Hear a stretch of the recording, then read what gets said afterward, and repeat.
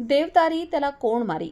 नांदगावच्या NH 753 वर tanker खाली जाण्यापासून दुचाकीस्वार थोडक्यात बचावला. NH 753 की मृत्यूचा सापळा. आठवडाभरात 2 बळी. आज पुन्हा मोठा अपघात टळला. अतिक्रमणांचा विळखा की प्रशासनाचा हलगर्जीपणा. नागरिकांचा संतप्त सवाल. नमस्कार, तुम्ही पाहत आहात गाव ते राज्य मराठी न्यूज चॅनल.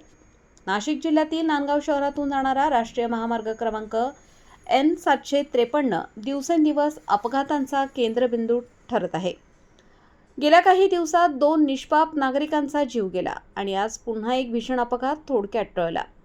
जैन धर्मशाळेजवळ एका पाणेवाडी येथील टँकरने दुचाकीस्वाराला धडक दिली. मात्र नागरिकांच्या सतर्कतेमुळे चालकाने वेळीच ब्रेक लावल्याने मोठी जीवितहानी टळली.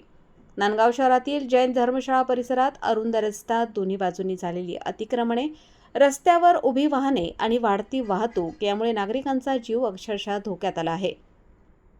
आज भरधाव टँकरने एका दुचाकीस्वाराला धडक दिली. उपस्थित नागरिकांनी आरडाओरड करत चालकाला इशारा दिला. चालकाने तातडीने ब्रेक लावल्याने दुचाकीस्वाराचा जीव थोडक्यात वाचला. त्यामुळे परिसरात एकच खळबळ उडाली. यापूर्वीच याच महामार्गावर भरधाव ट्रॅक्टरच्या धडकेत एका तरुणाचा मृत्यू झाला होता. तसेच चांडक प्लाझा परिसरातही आणखी एका नागरिकाचा जीव गेला. सलग घडणाऱ्या या घटनांमुळे NH 753 हा महामार्ग की मृत्यूचा सापळा असा प्रश्न नागरिक उपस्थित करत आहेत. लक्ष्मीनगर, ढासेमळा, श्रीरामनगर, हनुमाननगर, शहादूबाबानगर, पारिजात कॉलनी आणि कवडेनगर परिसरातील नागरिकांमध्ये भीतीचे वातावरण आहे. नागरिकांचा आरोप आहे की महामार्गालगत मोठ्या प्रमाणावर झालेल्या अतिक्रमणांमुळे रस्ता अरुंद झाला असून अपघातांचे प्रमाण वाढले आहे. संबंधित विभाग आणि स्थानिक प्रशासनाने तातडीने कारवाई करून अतिक्रमणे हटवावीत अशी मागणी जोर धरत आहे.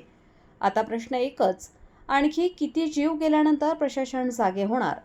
महामार्गावरील अतिक्रमणांवर कारवाई कधी होणार? नागरिकांच्या जीवाची जबाबदारी नेमकी कोण घेणार? गाव ते राज्य मराठी न्यूज चॅनलसाठी संपादक विजय धामणे, नांदगाव, नाशिक.